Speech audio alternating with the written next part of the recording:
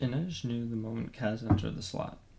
His presence reverberated through the cramped rooms and crooked hallways as every thug, thief, dealer, conman, and steerer came a little more awake.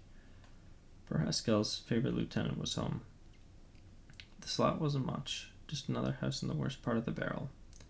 3 stories stacked tight on top of each other, crowned with an attic and a gabled roof. Most of the buildings in this part of the city had been built without foundations, many on swampy land where the canals were haphazardly dug. They leaned against each other like tipsy friends gathered at a bar, tilting at drowsy angles. Inej had visited plenty of them on errands for the dregs, and they weren't much better on the inside. Cold and damp, plastered sidings from the walls, gaps in the windows wide enough to let in rain and snow. Kaz had spent his own money to have the slot's drafts shorn up and its walls insulated. It was ugly, crooked, and crowded, but the slot was gloriously dry. Inej's room was on the 3rd floor, a skinny slice of space barely big enough for a coat and a trunk, but with a window that looked out over the peaked roofs and jumbled chimneys of the barrel. When the wind came through and cleared away the haze of coal smoke that hung over the city, she could even make out a blue pocket of harbor. Though dawn was just a few hours away, the slot was wide awake. The only time the house was ever really quiet was in the slow hours of the afternoon, and tonight everyone was buzzing with the news of the showdown at the exchange, Big Bolliger's fate, and our poor Rodrake's dismissal. Inej had gone straight from her conversation with Kaz to seek out the card dealer at the Crow Club. He'd been at the tables dealing 3-man bramble for Jesper and a couple of Ravkan tourists. When he'd finished the hand, Inej suggested they speak in one of the private gambling parlors to spare him the embarrassment of being fired in front of his friends. But Rodrake wasn't having it. "It's not fair," he bellowed when she told him Kaz's orders. "I ain't no cheat.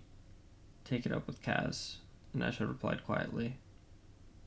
"And keep your voice down," Jesper added, glancing at the tourists and sailors seated at the neighboring tables. Fights were common in the barrel, but not on the floor of the Crow Club. If you had a gripe, you settled it outside, where you didn't risk interrupting the hollow practice of separating pigeons from their money. "Where's Brecker?" growled Rodrake. "I don't know." "You always know everything about everything," Rodrake sneered, leaning in, the stink of lager and onions on his breath. "Isn't that what Dirty Hands pays you for? I don't know where he is or when he's getting back, but I do know you won't want to be here when he does. Give me my check. I'm owed for my last shift. Brecker doesn't owe you anything." "He can't even face me. Sends a little girl to give me the boot. Maybe I'll just shake a few coins out of you." He reached to grab her by the collar of her shirt, but she dodged him easily. He fumbled for her again. Out of the corner of her eye, Inej saw Jesper rise from his seat, but she waved him off and slipped her fingers into the brass knuckles she kept in her right hip pocket. She gave Rodrake a swift crack across the left cheek. His hand flew up to his face. "Hey," he said. "I didn't hurt you none. It was just words." People were watching now, so she hit him again. Regardless of the Crow Club rules, this took precedence. When Kaz had brought her to the slot, he warned her that he wouldn't be able to watch out for her, and that she'd have to fend for herself, and she had. It would have been easy enough to turn away when they called her names or sidled up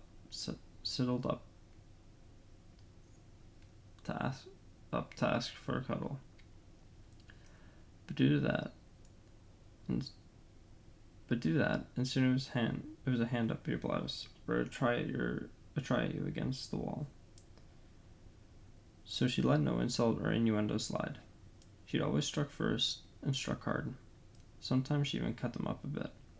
It was fatiguing, but nothing was sacred to the Kirch except trade. So she'd gone out of her way to make the risk much higher, and the reward when it came to disrespecting her. Much higher than the reward when it came to disrespecting her. Rodrake touched his fingers to the ugly bruise forming on his cheek. looking surprised and a bit betrayed. I thought we was friendly, he protested. The sad part was that they were. Inej liked Roderick, but right now he was just a frightened man looking to feel bigger than someone. Roderick, she said, I've seen you work a deck of cards. You can get a job in almost any den. Go home and be grateful Kaz doesn't take what you owe him out of your hide, He'd gone, a bit wobbly on his feet, still clutching his cheek, like a stunned toddler, and Jesper had sauntered over. He's right, you know. Kaz shouldn't send you to do his dirty work. It's all dirty work.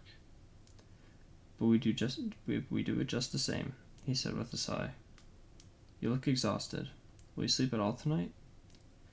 Jesper just winked. Not while the cards are hot. Stay and play a bit. Kaz will stake you. Really, Jesper? She said, pulling up her hood.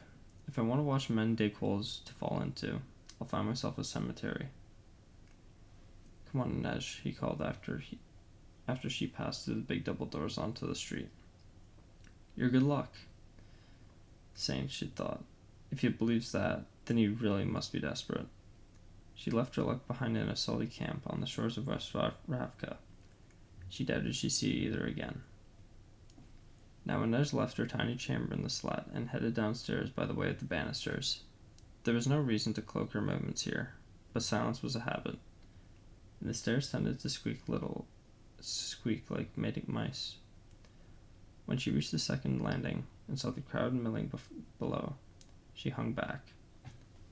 Kaz had been gone longer than anyone had expected, and as soon as he'd entered the shadowy foyer, he'd been waylaid by people looking to congratulate him on his routing of Gilles and asking for news on the black tips. Rumor has it, Gilles is already putting together a mob to move in on us, said Annika. Let him, rumbled Dierix. I've got an axe handle with his name on it. Gilles won't ask for a while, said Kaz, as he moved down the hall. He doesn't have the numbers to face us in the streets, and his coffers are too empty to hire more hands. Shouldn't you be on your way to the Crow Club? The raised eyebrow was enough to send Annika scurrying away, Dierix on her heels. Others came to offer congratulations, or make threats against the black tips. No one went so far as to pat Kaz on the back, though. That was a good way to lose a hand. Inej knew Kaz would stop to speak to Père Haskell, so instead of descending the final flight of stairs, she moved down the hallway. There was a closet here, full of odds and ends. Old chairs with broken backs, paint-spattered canvas sheets. Inej moved aside a bucket of cleaning supplies that she placed there precisely because she knew no one in the slab would ever touch it. The grate beneath it offered a perfect view of Père Haskell's office. She felt slightly guilty for eavesdropping on Kaz. But he wasn't the one who had turned her into a spy. But he was the one who turned her into a spy. You couldn't train a falcon then expect it not to hunt. Through the grate, she heard Kaz's knock on Père Haskell's door, and the sound of his greeting. Back and still breathing? The old man inquired. She could see him seated in his favorite chair, fiddling with a model ship he'd been building for the better part of a year. A pint of lager within arm's reach, as always. We won't have a problem with Fifth Harbor again. Haskell grunted and returned to his model ship. Closed the door. Inej heard it shut, muffling the sounds from the hallway. She could see the top of Kaz's head. His dark hair was damp. It must have started raining. You should have permission for me to deal with Bollinger, said Haskell. If I had talked to you first, word might have gone out. You think I'd let that happen? Kaz's shoulders lifted. If this place is anything like in Ketterdam, it leaks. Inej could have sworn he looked directly at the vent when he said it. I don't like it, boy. Bollinger was my soldier, not yours. Of course, Kaz said, but they both knew it was a lie. Haskell's dregs were old guard, con men and crooks from another time. Bollinger had been one of Kaz's crew, new blood, young and unafraid. Maybe too unafraid.